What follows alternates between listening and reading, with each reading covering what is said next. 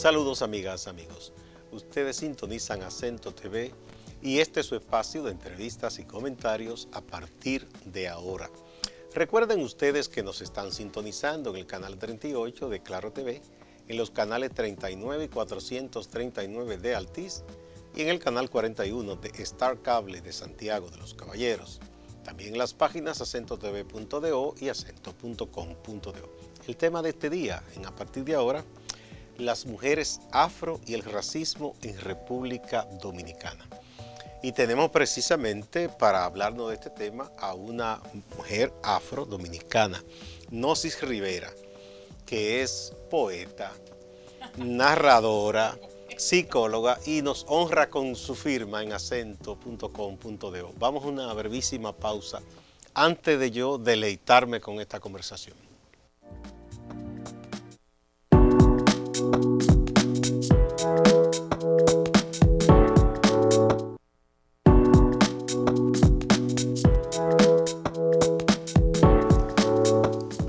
Muchas gracias por acompañarnos. Gnosis Rivera.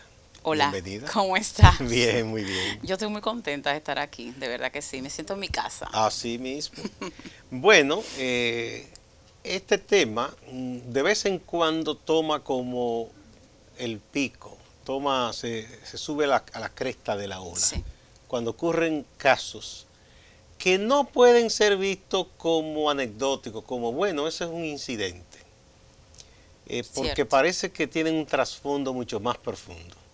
Muy cierto lo que afirmas. Tú sabes mucho más que yo de esas cosas, así que explícame. Sí. Cuando pienso en este tema de discriminación, violación de derechos y raza, porque muchas personas también lo piensan y de inmediato le viene la palabra raza como andamio, como lo que subyace. Y otros, al contrario, disocian estos eventos, como a propósito de lo que ha ocurrido con la estudiante del Liceo Juan Bosch, lo disocian de la raza. La niña que fue Delmi Iches. invitada a salir, ¿verdad? Sí. Y hasta que no fuera acompañada con su madre por el tema de cómo lucía su pelo. Cuando se hablan de esos temas, te decía, muchas personas piensan en la raza y otras entienden que no tiene nada que ver con raza. Pero hay que aclarar algo que es muy sutil, una verdad que no puede negarse, y es que indefectiblemente todas las islas, todos los países que fuimos colonizados, lo normal es que haya racismo, porque es una herencia.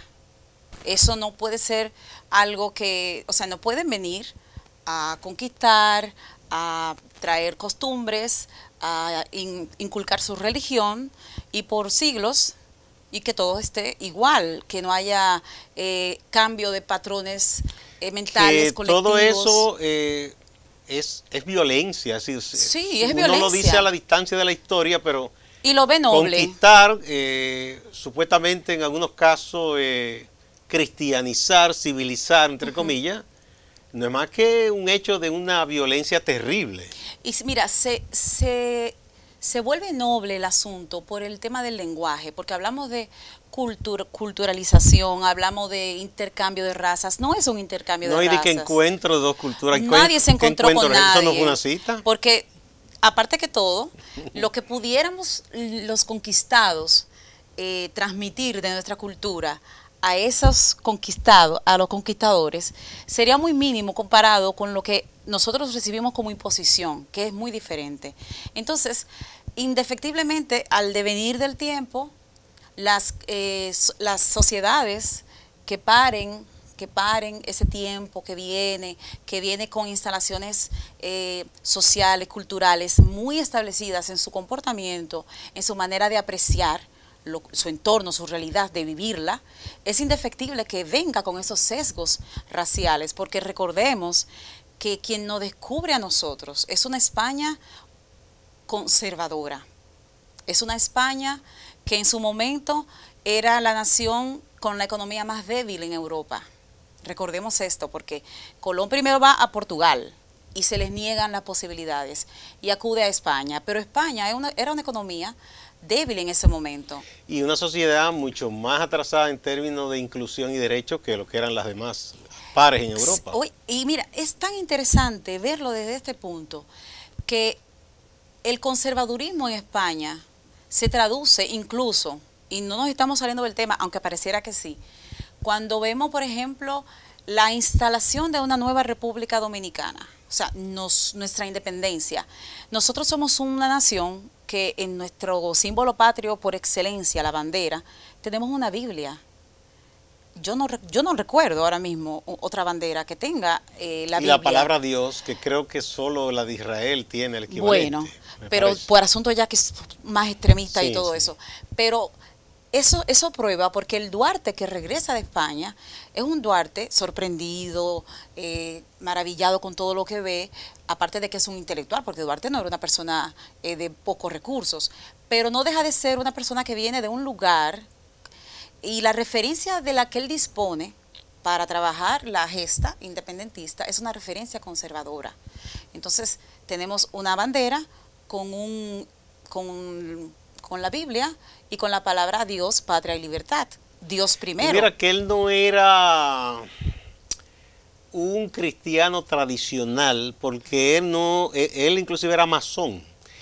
Y el catolicismo y el protestantismo todavía hoy recelan de la masonería y de esas logias y esas cosas. Bueno, realmente, como decía al inicio, no podemos excluir lo racial de estos eventos que han ocurrido y que no son aislados, no son de este tiempo, no son de estas últimas semanas, han ocurrido antes, incluso hace poco. Sabrás que hay redes que de vez en cuando te acuerdan eventos que tú compartiste.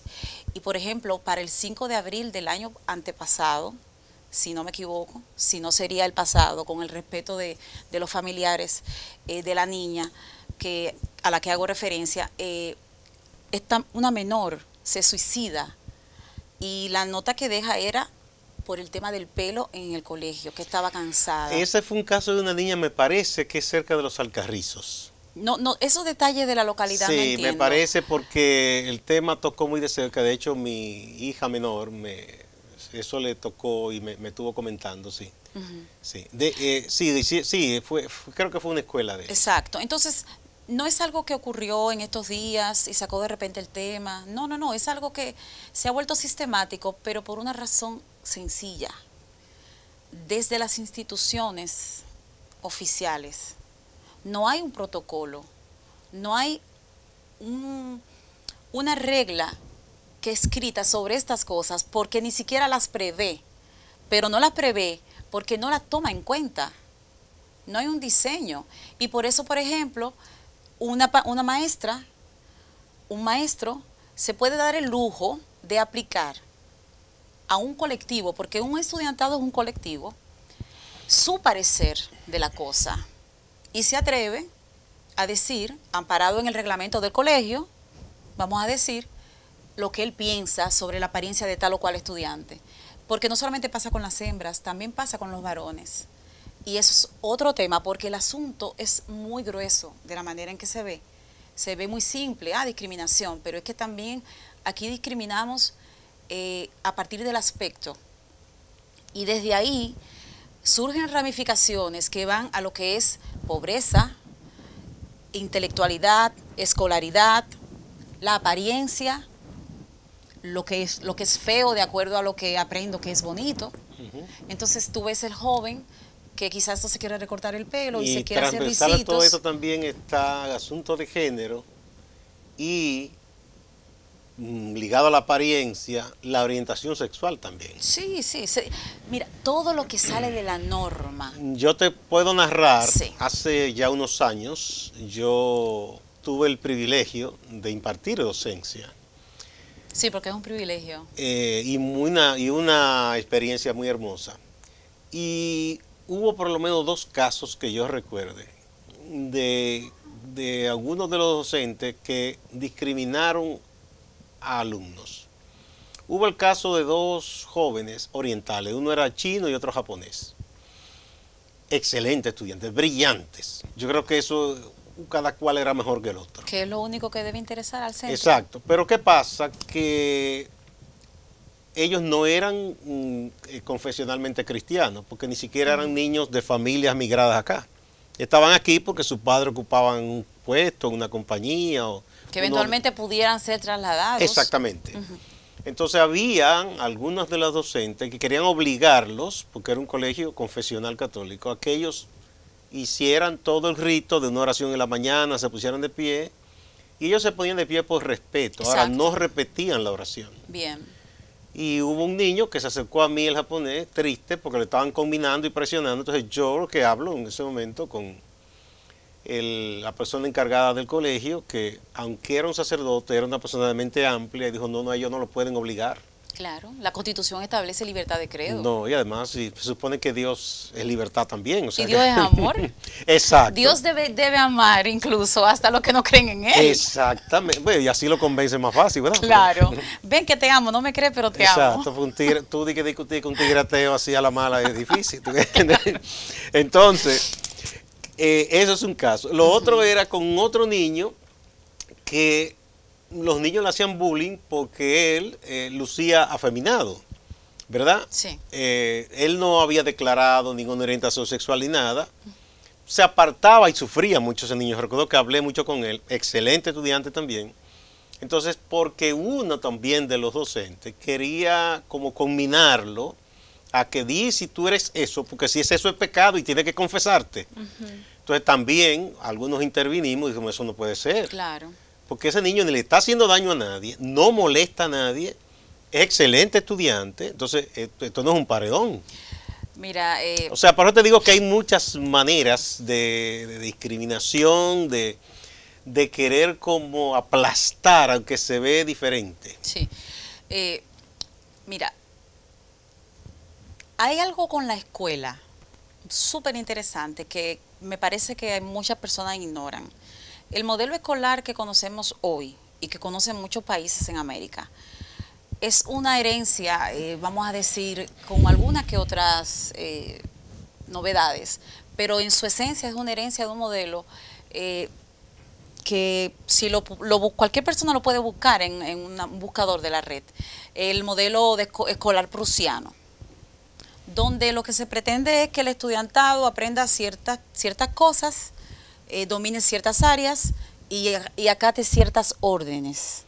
Porque ese modelo... como militarista eso. Sí, porque proviene de ahí. El objetivo primario era crear militares, crear guerreros, pero luego vieron que ese método podía extrapolarse al área educativa para también crear obreros, empleados y crear personas que se atengan a la regla. Incluso el modelo de las sillas, una tras de otra, proviene de ahí, es una tristeza. Y la forma, porque era una cosa que tú tenías que estar obligatoriamente con circunspecto todo el tiempo. Exactamente, cuando las ideas de igualdad, por ejemplo, tú piensas en una reunión de igualdad y en empresas tú lo ves, tú piensas en una mesa redonda donde nadie es cabeza y donde todos vamos a agregar y a convenir en ideas y todo eso. Entonces, ese modelo es el que tenemos y es un modelo que nos invita primero a la doctrina, que es muy diferente al aprendizaje, porque la doctrina lo primero es que no asume cuestionamientos. La doctrina es como inculcar. Y asimilar y ya, sin rebatir nada. Y puede ser, porque lo he visto, que un niño está dibujando un sol y lo dibuja púrpura. Y la profesora le dice, por ejemplo, ha cambiado mucho, por suerte, pero lo he llegado a ver. Bueno, el sol es amarillo. Sí, pero mi sol es púrpura. No, pero es que el sol es amarillo. Está mal. No, no está mal, porque el niño si él lo ve así, lo concibe púrpura. Sí. Ya eventualmente él va a crecer y se va a dar cuenta que fue una imaginación de ese tiempo. Pero cuando vemos, para traerlo, aterrizarlo al tema del que estamos hablando, cuando vemos a la juventud, porque generalmente son chicas jóvenes, que de repente hacen un acto soberano sobre su cuerpo, que es otra cosa. Esa actitud de decir, con mi cuerpo, que es mío, yo voy a hacer lo que yo quiero hacer.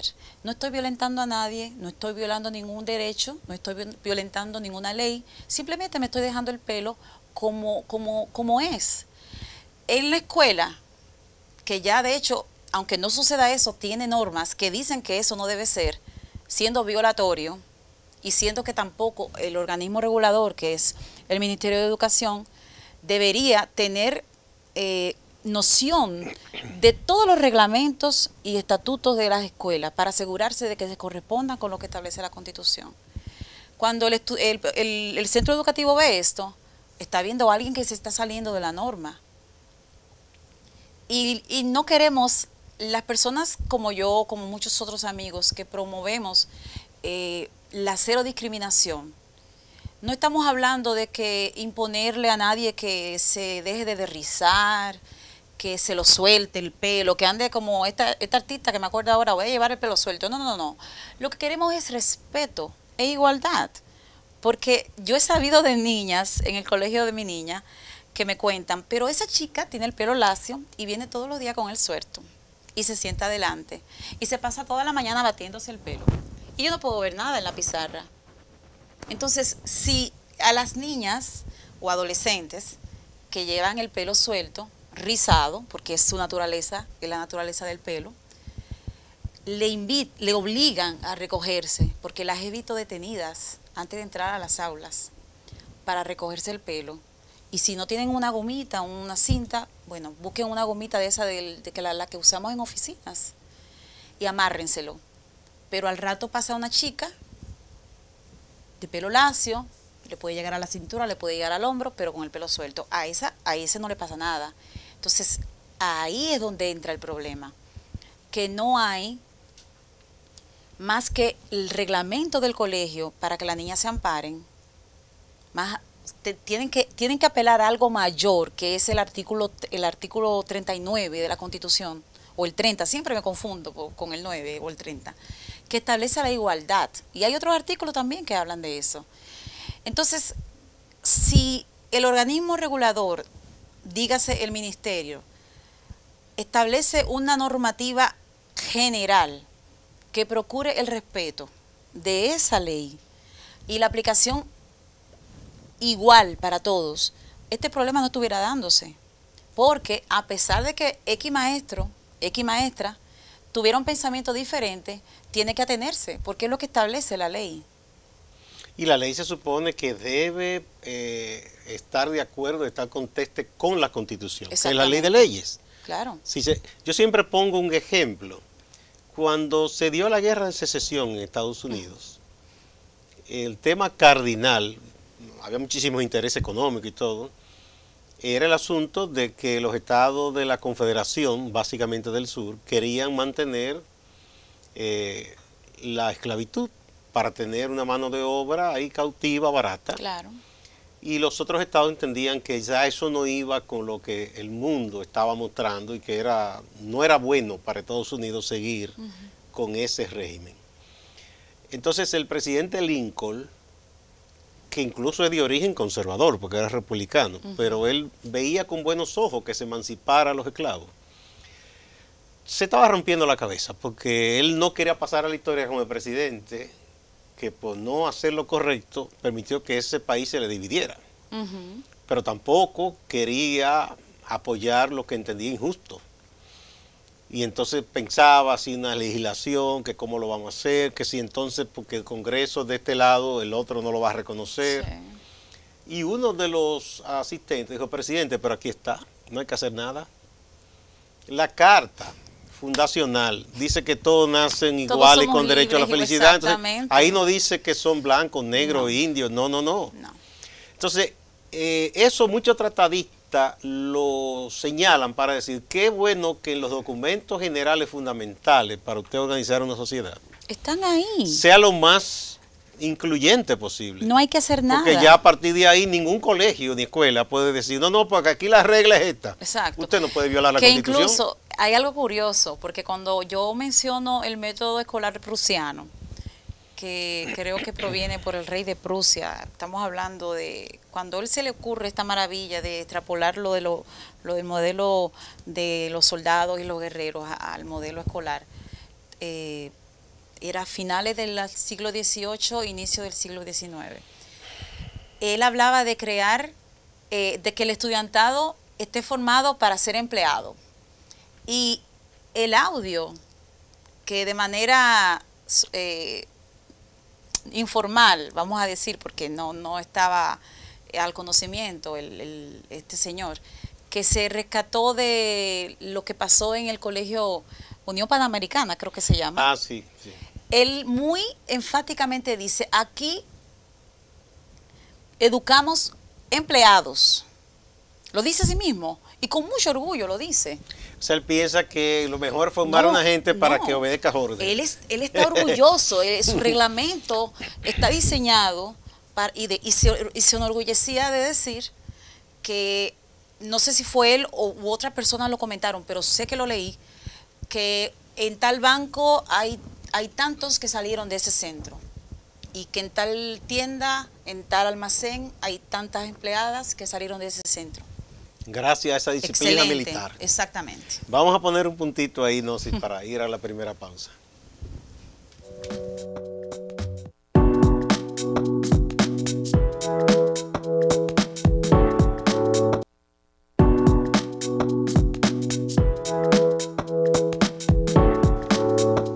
Muchas gracias por continuar en A Partir de Ahora. Estamos conversando con Gnosis Rivera sobre los casos de discriminación que aquí se dan por la forma en que una niña o niño decide llevar su pelo al natural. Entonces se suele señalar como que eso viola ciertas reglas, cuando es cierto tipo de pelo, el pelo afro. Cuando no es el pelo afro, que es el pelo más parecido a lo caucásico, el pelo lacio, entonces no hay ningún problema. Hay como un concepto de lo que está bien o mal, entre comillas, de lo que es bello o no es bello, también entre comillas, pero que no puede ser una regla general para un pueblo con tanta diversidad como este, ¿verdad? Precisamente. Bien, te decía que Dostoyevsky solía decir que, bueno, si una persona sale a la calle de cierta manera o entra en un edificio, puede ser un templo, vestido de cierta forma, se considera, bueno, este viola una regla. Y en muchos años atrás, a esa persona se le llevaba quizás con camisa de fuerza y a palo y decían, está loco, está desquiciado. ¿Cómo se atreve? Entonces, ni siquiera cómo se atreve, sino perdió la razón. Entonces él dice, bueno, pero ¿qué es lo que esa persona ha hecho? Que se quitó la ropa de aquí hacia arriba, un ejemplo, que sería lo extremo. Eso no dice nada de su mente, si está mal o bien. Él ha roto, entre comillas, una regla de la sociedad. Entonces no le pueden decir que él está mal de la cabeza, le pueden decir, bueno, socialmente hizo algo que no es aceptado. Pero eso no dice que su salud mental esté mal. ¿Tú te fijas? Claro. Es decir, con eso de lo que es normal, no es normal, lo que es sano, no sano, se juegan con muchas cosas que a veces con lo menos que tiene que ver quizás con la salud mental de la gente o con la disciplina o con ser un buen estudiante o mal estudiante, no tiene nada que ver la forma en que se vista o no se vista absolutamente o la apariencia. Pero eso se maneja mucho, lo que llaman, por ejemplo, el código de vestimenta, que se usa mucho. Un amigo, Osiris, un amigo mío, él es diseñador gráfico. Hace unos años le ocurrió esto. Trabajábamos juntos. Como son los muchachos diseñadores gráficos que tienen cierta forma, cierto concepto del color, de la forma, y se visten así. Son artistas. Los artistas. Y entonces él esperaba a su novia, que luego se casaron, incluso ella también diseñadora gráfica, y quedaron de verse en este sitio que está aquí en la Churchill, que en esto lleva un fuego, que fue de la primera plaza grande. Acrópolis. Ajá. Para ir al cine. Y él está sentado ahí, le está llamando. Oh, se aparecen dos motrocolos y lo ponen contra la pared y lo registran. Seguridad del lugar. Pero yo no sé por qué, porque había un muchacho delgado y cosas que no iba a hacer daño a nadie. Diciendo que cuidado, que es sospechoso, y llaman por un radio, hacen todo un escándalo. ¿Te acuerdas del perfil? Ajá. El famoso perfil. Y él le protesta. Entonces, después de mucha averiguadera y que él le dice que los va a demandar, aparece una joven que es como la gobernadora del lugar, que ella así de manera muy decente le dice que excuse, que sé cuánto, pero de todas maneras le dice, pasa que usted ha violado el código de vestimenta. Pero el código estaba escrito en la puerta. No, bien, pero no estaba escrito. Eso es intangible, pero yo saber. Comentaba con ese amigo, digo, bueno, tú violaste el código de vestimenta.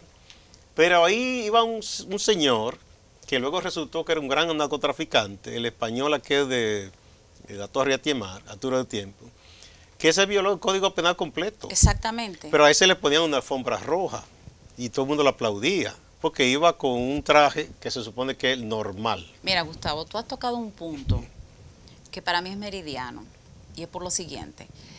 Cuando en la escuela se le combina al estudiante a obedecer ciertas reglas, y eso viene acompañado del discurso de que es para disciplinar, porque se le infunde el respeto. Porque yo un día misma me pregunté, ¿qué tienen que ver unos aretes rosados que una vez me mandaron a quitar a mí en el colegio?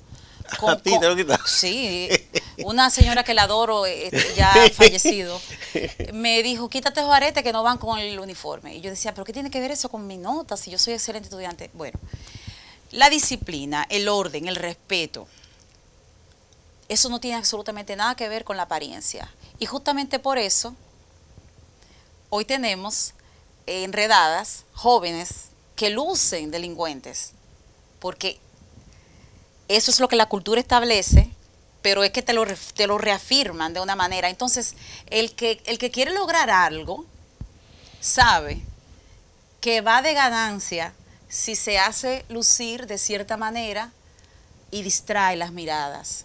Y por eso tú ves que aquí pasa tantas cosas con personas y tú no te lo imaginas. Y yo he sabido tuve una persona que conocí que se le acercó un vehículo de estos altos que le dicen jipeta y le pidió una ayuda. Ella se acercó porque los chicos eran guapos y andaban en una jipeta y lo que hicieron fue atracarla. ¿Qué le atrajo ella de eso? Y le dio seguridad, la apariencia de los caballeros y el vehículo. ¿Y el vehículo? Tú ves un moreno detrás de ti en un motor con una funda negra, porque ahí fue que pudo meter lo que tenía quizá del trabajo, quizá viene de trabajar en una plaza, lo que sea. Y ya tú estás en actitud, alerta. Porque ese es el aprendizaje, te enseñan a asociar no solo hay que ver que aquí los más corruptos se compran los mejores trajes. Sí. Y van a los mejores salones. Exactamente, y toman bastante champaña y todas esas cosas.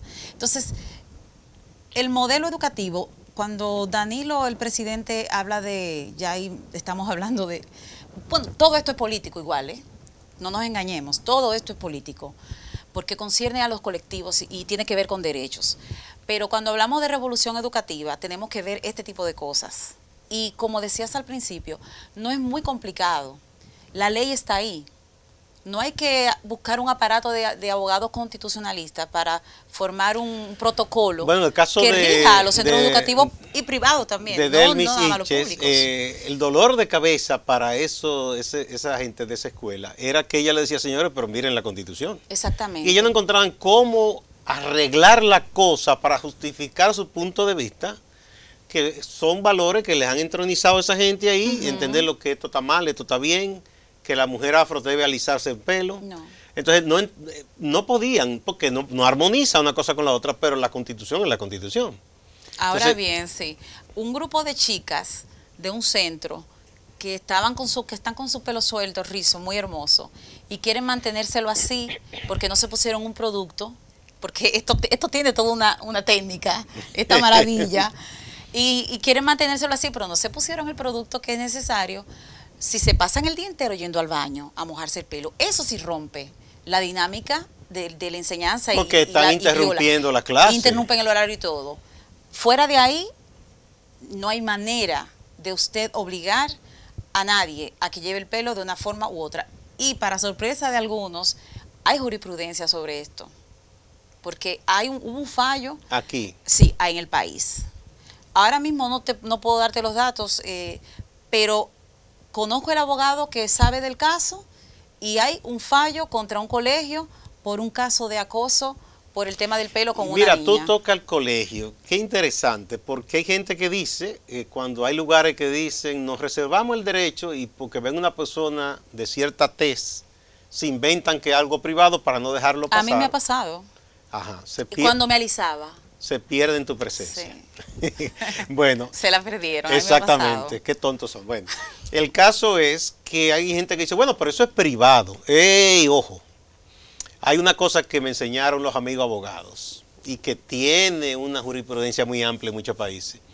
Hay lugares públicos por naturaleza y otros por destinación.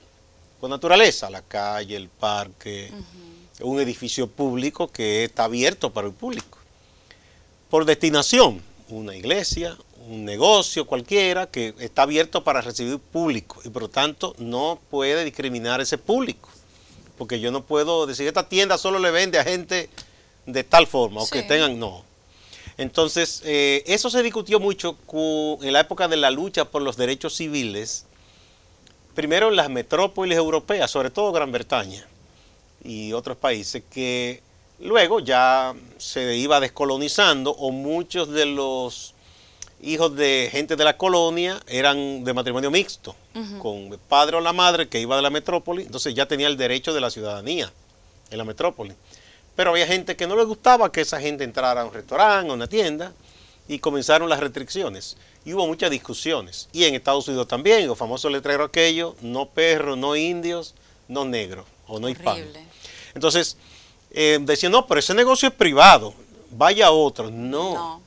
Es que ese es un sitio público por destinación y usted no puede, si opera en una ciudad, que es una ciudad que debe legislar para todo el mundo, un país, usted montar un lugar que se supone tirado al público en que usted aplique una norma racista, excluyente, no es posible. Entonces, eso la gente tiene que entenderlo porque hay eso. Ah, pero si está en ese colegio, inscríbenlo en otro. No. Ese colegio entonces no tiene derecho a operar con una norma de discriminación. Porque es que la ley es universal. Es una sombrilla que abarca este tipo de cosas. Y la solución es sencilla. Si los organismos están diseñados para proteger a la persona afectada frente a estos eventos, usted puede pensar lo que usted quiera. Nadie le está obligando a que ame el rizo. Nadie le está obligando a que le guste la persona de tez negra. Pero si usted violenta un derecho, hay un organismo que va a aplicar la ley de acuerdo a cómo se establezca. Hay países que sus habitantes son racistas, pero sus instituciones respetan la ley. Y un medio, por ejemplo, un medio digital, un medio escrito, no puede despacharse en un titular con cualquier tipo de cosas como la que yo he visto aquí, sin que no sea sometido o llamado a capítulo por la ley. Porque la ley está para eso, precisamente para garantizar derechos. La ley no está para obligarte a pensar de una manera, pero sí te tiene que garantizar que tu comportamiento esté de acuerdo a ella. Y eso ayuda a ir concienciando y educando para desterrar ese tipo de visión errónea y sesgada que se tiene. Porque eso lo que pasó recientemente, hace un par de años, a un señor que era dueño de uno de los equipos de baloncesto en Estados Unidos.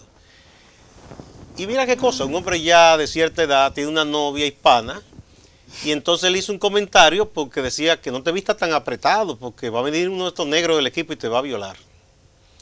Entonces, bueno, eso armó un escándalo porque ella lo denunció.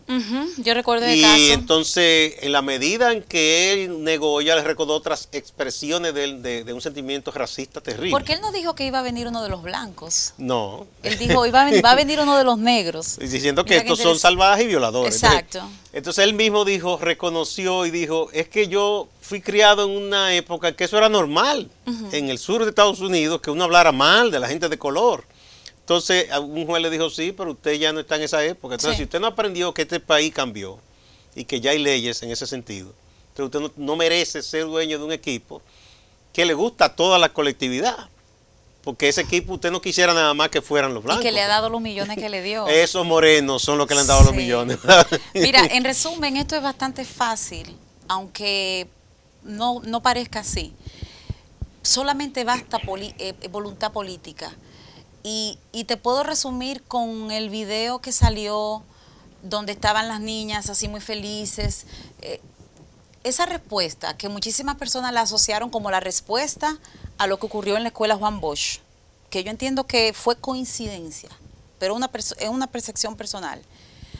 Hay mucha gente que se alegró con el video. A mí ese video no me sirvió de nada, porque con eventos como estos, yo hubiese preferido una rueda de prensa con el jefe del ministerio los colegios envueltos en estos eventos y un compromiso serio de elaborar una guía, como le llamen, protocolo, procedimiento, lo que fuere, que garantice que este tipo de cosas no ocurran, que se reduzcan al mínimo. Y para que de enviar ocurrir, un mensaje contundente. Sí, y que de ocurrir se está elaborando una serie de medidas de penalidades para que cuando ocurra se castigue, porque más que todo lo que queremos es prevenir, porque está pasando, y prevenir que se siga propagando. Esto a veces se viraliza, es como tú decías al principio, es un tema como que hace pico en ciertos tiempos, no sé si para distraernos de que marzo ya pasó, pero surge ese pico. No, yo no creo exactamente, es que yo creo que ocurre con todos los grupos o segmentos de la sociedad que de alguna manera, por aquello que decía Frank Fanon, que el éxito del dominador es cuando hace que sus dominados asuman su pensamiento. Es decir, entiende, cuando el esclavo aprendió a decir, ay amo, se nos dañó la cosecha, pero él no tenía ninguna cosecha, se nos quemó la casa, él no tenía ninguna casa, y ese tipo de cosas, ¿no? Cuando aprendió eso, a olvidar su nombre originario y cambiarlo por el apellido del dueño del fondo. Y hasta hacerse, a sentir orgullo de ser el de mayor confianza del patrón. Para hasta maltratar a sus hermanos. Exactamente, toda esa cosa. Tremendo. ¿No? Sí. Entonces, es porque esa gente asumió el llamado tío Tom, de que hablan. Ya tiene la estructura completa. Sí, de montada. Que sí, no, que es un dominado y está consciente y entiende que eso es así, que eso es una ley, que no puede ser de otra manera. Sí. Eso decía Frank Fanon y mucha gente, yo me río con eso porque asumen, con estas cosas que se han dado pero aquí. Pero te ríes porque no puedes hacer otra cosa. No, pero me río por no llorar. Exacto, dan ganas de llorar, por Dios. O por no brincar de pique como un pajarito y caer ahí mismo. Porque es gente que tú ves, que tú dices, pero este se piensa que él es un español y que estamos en la época colonial todavía. No se ha visto todavía. al espejo, ama al opresor. No, pero ni siquiera porque al espejo, sino en la estructura mental. Fíjate que, por ejemplo, de los teóricos que a esa gente le gusta mucho, es una gente como Joaquín Balaguer, que tiene un libro llamado La raza hispana. Sí, no, tú te ríes, pero es así, es una cosa. Y en su libro La isla al revés, se tomaron unas fotografías de familias de esas que quedaron en la zona de montaña del Cibao, que esas migraciones prácticamente no han salido de ahí. Y no se han mezclado, no han emparentado con otras. Entonces pone como ejemplo, y eso está en ese libro La isla al revés, eso en otro país hubiese sido un escándalo. Un escándalo. Unas familias de algunas montañas de San Francisco, de La Vega, de Santiago, de Moca, y él dice que esa es la familia, que es el dominicano típico, pero que debido a la migración haitiana, como que entonces se fue cambiando. La migración haitiana. O sea, pero te pongo un ejemplo. Bueno, entonces, habla de eso, de nuestro idioma, nuestra madre patria. O sea, claro. Y hay gente que tiene sometido aquí. Porque terminamos amando al opresor. Fíjate lo que pasó ahora recientemente con lo que lo dijo en México. Ajá. Cada ha habido una discusión. Sí. En cierto modo, yo creo que él comete también un error, como le señalaron algunos académicos allá. Es bien, ojalá que todas las metrópolis hagan una culpa, digo, acá hicimos mal. Eso estuvo mal, que acabáramos con esas civilizaciones, o la mayoría, o matáramos tanta gente. Pero al mismo tiempo, el que quedó dominando ahí, sigue pensando muchas veces como un español. Entonces muchos le decían, bueno, pero ustedes que no son los cholos, que la mayoría es como de origen hispánico, siguen explotando a los indígenas. O sea, ¿qué han hecho para cambiar eso? ¿Tú entiendes? Sí, sí. Eso se lo enrotraron los indígenas nativos americanos a los propios gobernantes norteamericanos. Y cuando Jimmy Carter fue el único presidente que dijo, señores, esto estuvo muy mal. Y le hizo con un mea culpa, muy tardío, por cierto, porque ya quedaban muy pocos, o quedan muy pocos. Le han pedido perdón hasta las brujas de la Inquisición. Y parece ser que algunas se salvaron y procrearon, y ahora hemos quedado unas cuantas vivas. Exactamente. Pero realmente, cuando hablas de eso como el amo, el esclavo termina amando al amo, es muy difícil desmontar estas estructuras culturales que tienen siglos montadas. Lo que no es difícil es empezar por lo institucional, a establecer puntos de referencia que nos hagan ver lo contrario, al menos verlo. Pensarlo ya lo podemos hacer con un relevo generacional de cuando en cuando, porque es muy difícil. Sí, no es fácil, conlleva acaso siglos de reeducación. Y mira, ahora recuerdo, hubo una ocasión que yo escribí un artículo sobre mi Narnia particular con la educación, yo siempre con mis títulos locos, y hablaba de la currícula escolar, cómo debería ser renovada, porque hay asignaturas tan importantes de incluirse. Y yo sé que quizás estamos cortitos de tiempo, pero se me antoja que principios básicos de antropología sería algo muy útil. Pongamos un puntito ahí, vamos a la pausa, para que desarrolle con bastante tiempo el próximo segmento. Bien. Todo eso, me parece interesante.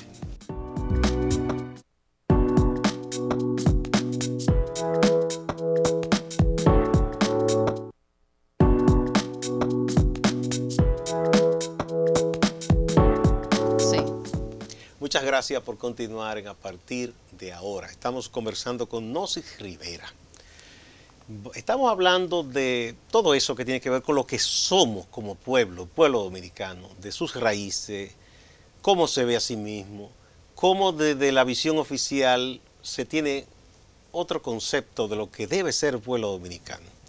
Y todo eso ocasiona de vez en cuando conflictos en la sociedad, en los centros de estudio, hasta en un lugar de diversión, y debe llamarnos la atención, y es un tema que siempre hay que debatir. Tú decías que tú proponías contenidos para que se incorporen en la educación que toman los niños y niñas, ¿como cuáles, por ejemplo? Sí, porque, mira, yo hablaba de varias, en ese artículo de varias asignaturas, hablaba del arte, porque el arte es genial para los niños y los adolescentes. Pero para movilizar pensamientos y romper estructuras mentales colectivas, es necesario, por ejemplo, conocer antropología, conocer historia de las religiones, conocer la historia, pero hacer una historia, una crítica de la historia. Porque no basta con repetir, aprender personajes, fechas, eventos, sin conocer los contextos históricos de los eventos. Por ejemplo, no me voy a ir lejos, hay muchos mitos sobre la independencia dominicana. Que Duarte nunca le llamó independencia. Muchísimos mitos. Él le llamó separación. Es increíble la cantidad de mitos que la gente ni se imagina. Donde hasta el famoso grito de Sánchez, creo, que entro por Haití, fue Sánchez que dijo eso. Sánchez, eso fue la Restauración. Ah, bueno, entro por Haití porque no tengo por dónde entrar, pero si acaso me preguntaran, bla, bla. Pero una serie de cosas. Aquí, por ejemplo, no se sabe nada, o muy poquito, de qué ocurrió con la parte este. Este es donde estamos. Tengo siempre un tema con eso de los norte-sur. Sí, no. La parte este. Nosotros somos el este durante de la los 20 años de la dominación haitiana. Dominación, mira la palabra dominación ya de por sí implica violencia.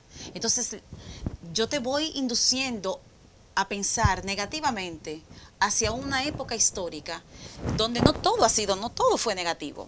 Y donde muchísimas cosas que probablemente hoy disfrutamos fueron fruto de decisiones tomadas durante esos 20 años. Y la abolición de la esclavitud. Muchísimas cosas. Esa es la que más se conoce, pero yo estoy segura que hay más cosas. Y hay un libro por ahí, yo lo voy a conseguir y me lo voy a comer.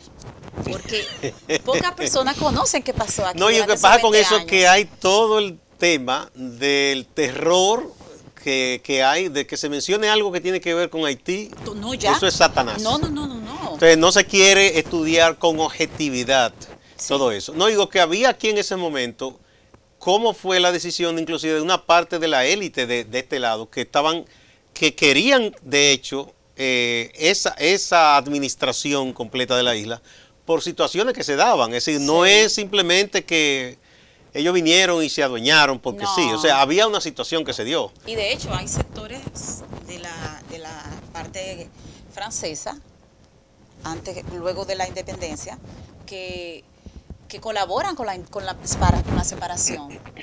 Y yo me río porque a veces digo, es la guerra independentista sin sangre.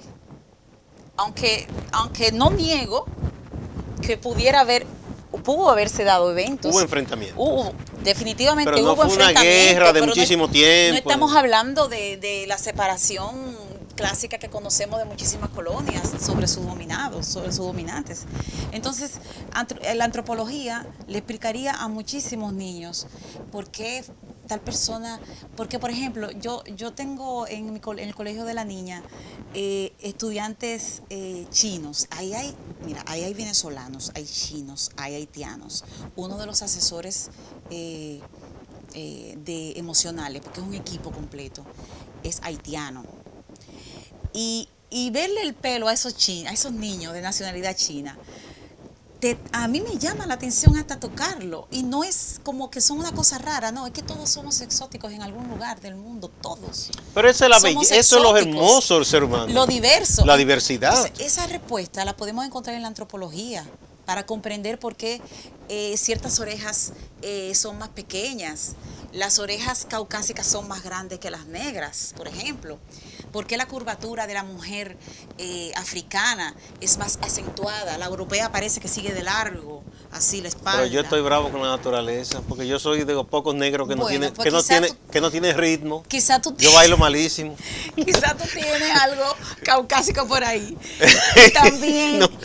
la nariz, la apertura de las fosas nasales tiene que ver con aspectos geográficos. Es una ciencia maravillosa. Y eso podría generar incluso, motivar al dominicano y la dominicana a salirse de estas clásicas carreras de estudio y dedicarse profesionalmente. Eso sí fuera una revolución educativa. Eso sí sería una revolución educativa. Revolucionar los contenidos. Bueno, es que yo creo que tenemos que asistir en un momento, y quizás es un proceso de muchos años. Y deberá venir ese tiempo. Sí, obviamente, porque yo creo que el ser humano no se detiene. No. Evoluciona incluso a contrapelo de quienes quieren que se mantenga rezagado. En que nos descubramos a nosotros mismos, en esencia, lo que somos. Sí.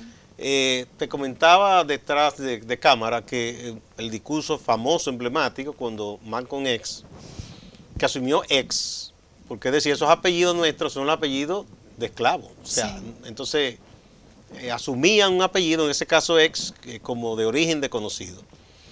Qué tristeza. Entonces, que él decía, ustedes no son estadounidenses, ustedes son africanos en América. Sí. Eso chocó para mucha gente. Porque no entendían. Entonces él comenzó a decirle, el hombre y la mujer negros son hermosos. ¿Por qué ustedes tienen que alisarse el pelo?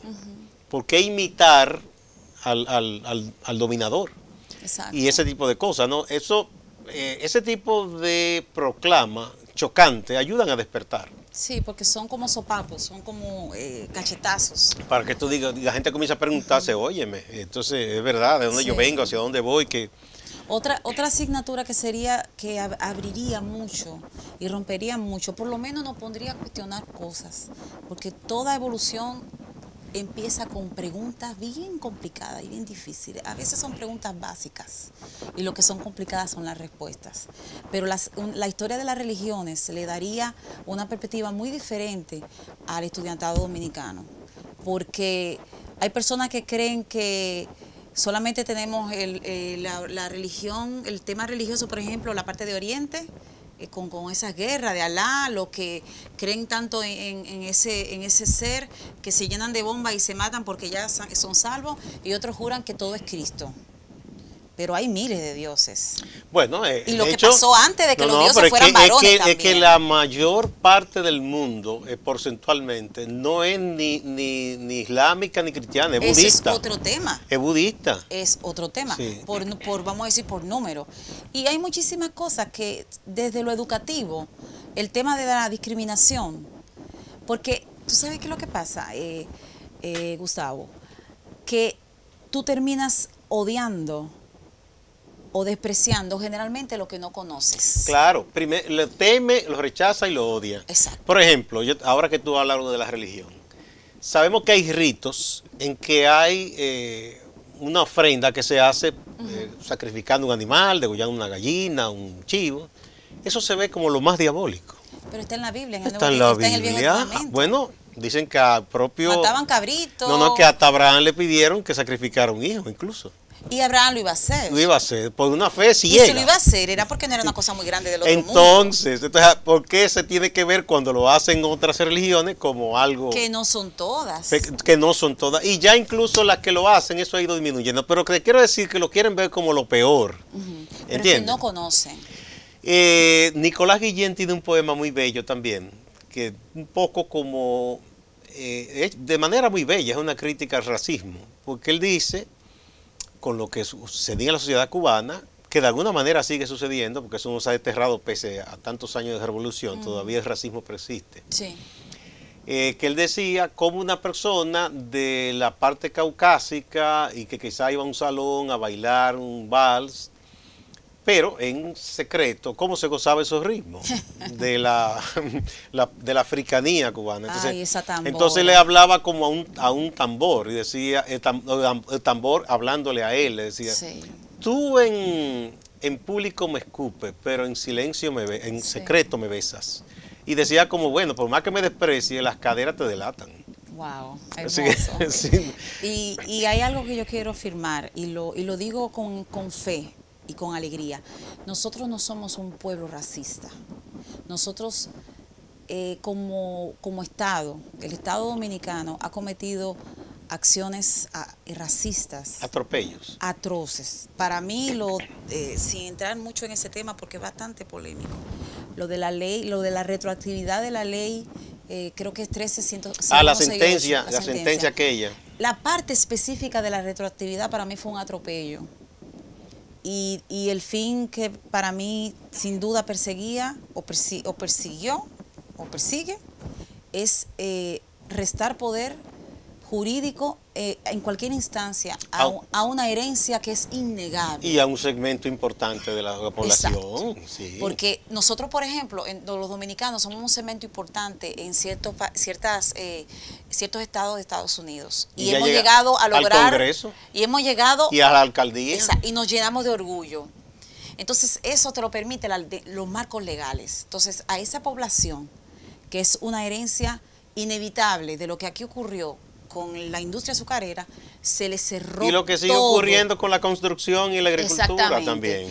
Entonces, pero eso no lo decide el pueblo dominicano, porque a nadie se le consultó para esa red, para que esa ley... No, eso fue un diseño de un grupo de personas, exacto, muy conservadoras, llevadas ahí por el presidente Leonel Fernández a esa corte para hacer eso. El país, yo he sabido de comunidades cercanas a los antiguos... Batelles y los ingenios, que ya están abandonados, pero tienen vida. Todavía quedan. Donde los dominicanos y haitianos y descendientes de haitianos que son dominicanos interactúan. Hay dominicanos que dominan el creol. Pero en la frontera con los intercambios económicos y todo. Y ahí nadie es más que nadie. No, y hay mucha gente que le llaman rayana, porque es cuando se casan uno y otro, y entonces es mitad una cosa y la otra, pero no lo ve nadie como que nos sirve, no. Eso no, en el pueblo no, pero hay desde el Estado, y eso es lo que perjudica, porque nosotros internacionalmente somos un país, nos ceñimos a la regla de la comunidad internacional. Bueno, en Puerto Rico, por ejemplo, es un caso que siempre pongo de ejemplo, uno de los escritores intelectuales más importantes en su momento, Luis Rafael Sánchez, profesor, vino aquí invitado una vez por la UAS y todo eso, una voz muy importante, en un momento en que estaban haciendo mofa de los dominicanos, incluso con comedias en televisión. Él mandó una carta muy dura a un canal de televisión allá, de lo más importante. Y en ese show, en ese programa, se atendió su crítica, porque un hombre muy respetado, un académico, y no se volvió a hacer ese tipo de libreto, mofándose del dominicano. Y el periódico más importante en Puerto Rico, El Nuevo Día, ha editorializado, criticando en un momento dado el trato de la policía vejatorio contra la comunidad dominicana. Sí.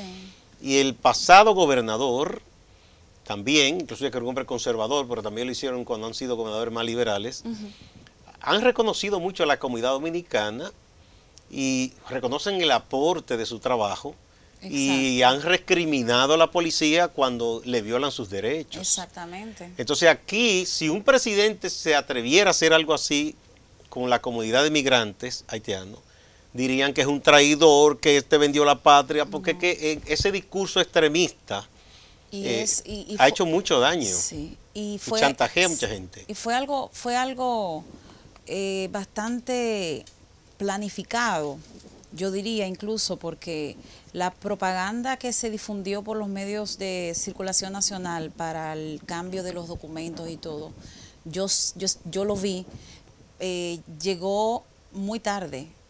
Y el plazo que daban y la cantidad de documentos que daban era muy difícil. No, y se torpedeaba, y la propia Junta torpedeó a muchísima gente que pese a que ya tenía todo su derecho a tener un acta. Sí. Eso fue algo muy, muy vergonzoso y dañino. A mí me apena mucho y sé que es absolutamente otro tema, pero no deja de tener su vinculación con lo que estamos hablando. Con el tema racial, con el tema de la discriminación y de separar, porque todo esto también va acompañado de otra palabra que es poder.